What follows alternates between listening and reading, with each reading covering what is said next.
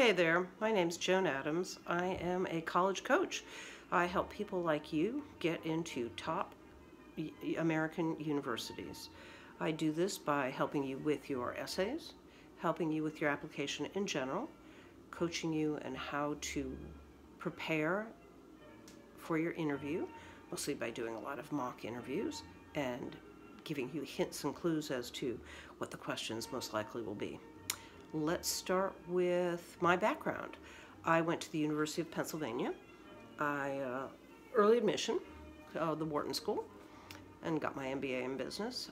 Before that, I went to MIT Graduate School in engineering. Before that, I went to the École Centrale des Arts de Manufacture in Paris, the #2 engineering school in France. And before that, I went to the University of Wisconsin-Madison, also in engineering. All of these schools I went to on full scholarship. So, if nothing else, this tells you that I do know how to get into these schools. Since then, I've worked in large corporations. I have worked for myself. I created my own business, and I do a lot of coaching with students from around the world, helping them fill out their applications and fulfill all the requirements for admittance into a top 10, top 20, top 25 university in the US. So let's start with the essays. You are already smart people and smart kids. You have done well in your SATs. You probably have outstanding grades and have all sorts of other honors and awards. I really can't help you with any of that. You've already done it. But what I can help you with is the essays. What are the essays all about? Well, the essays are about the reader understanding who you are. They already know you're smart. They already know you're accomplished. They already know you have straight A's and 800. They know all that. They don't need to hear that in the essays. What they need to hear in the essays is something about you. What makes you tick? Why are you a human being? What do you dream about? What do you want to accomplish? Why? What were huge setbacks in your life that you overcame? They're looking for the human side of you somewhere in the back of their head as they read every single essay. This is the same for your interviews, by the way. They're asking themselves, would I want to work with this person? Would I ever hire this person? Would I want this person as a roommate? Would I like to sit next to this person in lab? Would I want to be a partner with this person? That's what they're looking for. And you need to bring that home to them in the essays. Your straight A's does not tell them what type of person you are, other than you're smart. And they already know you're smart. So once again, do not spend your time in your essays telling them how smart you are. They already know that. They want to know the human side. Now, how do I know all of this about essays? Well, I've written them myself, that's for sure. But I am also an essay reviewer for both the University of Pennsylvania and for MIT. Each and every year during admissions time, I read probably not thousands, hundreds of essays. And I read essays from brilliant students, and they fall flat. And I read essays from students that maybe didn't have perfect grades, but they spoke to me, and I understood what they were trying to do. And I found myself saying, this is the type of student I would like to see go to my alma mater, UPenn. So the essays are, I don't want to call it a game, but it's very different than all the other accomplishment sort of things that you are used to doing. They're very different. And I know it from both sides. I've written successful essays and got into 4 top-notch universities, both for undergraduate and graduate school, but I also review essays. And I see what comes in, I see which students get approved, I see which students move on to the next level. What's the next level? Once they've read all your essays, they take that top 10% and they say to themselves, I think we need to speak with these people. One-on-one, face-to-face, if possible, Skype if not. We need to talk to them.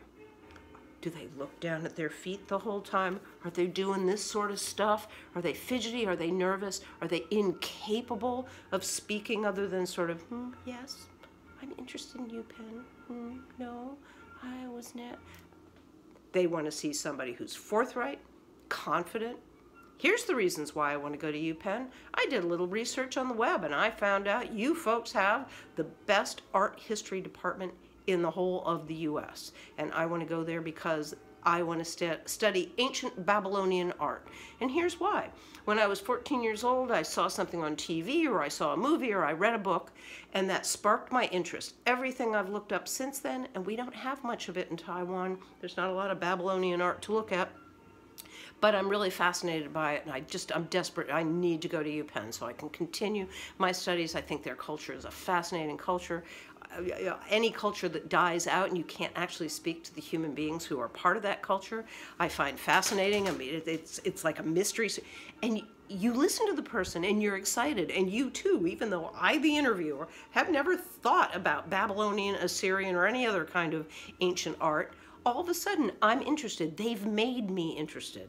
Because they've made me interested, I know they're going to make other people interested.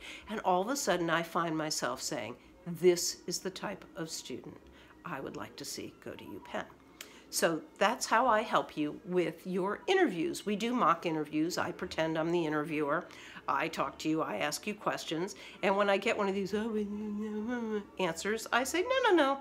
Try again. Impress me. I'm your best friend. You're telling me why you want to do this. Get over shy Taiwanese sort of thing. Get out there and be American. That's what they want to see. So that's the other place where I help you. And I guess the third place I can help is helping you with extracurricular activities. All of you, again, have many, many activities, and I understand that. But often, really sort of, again, from the heart activities, not I belong to the math club and I entered into math competitions. Again, this is good. I am not telling anybody this is bad, but you've already got A's in math. You already aced the math part of your SAT. Looking for extracurricular activities that show another side of you. It could be anything from ballroom dance to charity work to painting to knitting. I mean, I don't really, but you can't make it up. You can't say, I love painting, and then you know nothing about painting, because they're going to ask you about it. It's got to be something you actually like, but it can be really very far from the academic world. Now, let me talk to you just a little bit to wrap up of my experience tutoring specifically Taiwanese students. So I worked with a high school in Taiwan a few years ago. It's fairly recent. The class had 12 students in it, if I remember correctly. We had them all create a business, a nonprofit business, so they had their extracurricular activity. In creating their nonprofit business, and each group did create one, they built teams. So now they were able to demonstrate, they were able to work in teams, and they could talk about it in their essays and in their interviews. All good so far. By the end of the semester, they had raised money, they had fulfilled their nonprofit's goals, which they had to define in the beginning, and I thought it was a wildly successful course. Fast forward to a year later, every one of those students, bar one, I believe, applied to U.S. universities. Every last one got into one of the top 3 choices, all of them top 20, top 25 universities. They got into Ivies, they got into UCal, they got into all over the place. Now, a lot of why they got in is because they had brilliant academics. Their English was very good. I wouldn't say perfect. But they got a lot of experience in this class, the same type of experience I will help you with, simply by practicing every week to work with a team, to develop one new layer of the business plan, to present. They had to present to me every single week with a PowerPoint, and not one person presented, the team presented, meaning even the weakest English speaker had to stand up and talk to me about the marketing efforts or the financial efforts or whatever it was their subject was for that week. We got to mix up the subjects. They all had lots of interesting things to talk about, because I did see some of their essays afterwards when they were applying. They had all kinds of interesting things to talk about.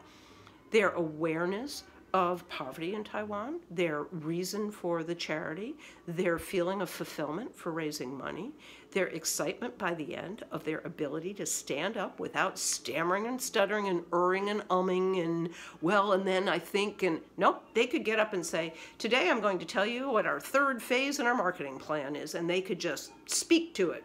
They had no problem with their interviews. And so I thoroughly enjoyed working with my Taiwanese students. I am extremely proud of every last one of them.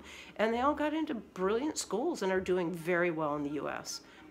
So my name again is Joan Adams. I'm a coach to students to help them get into the top universities of their choice. I am sure I can help you. Thank you. Bye-bye.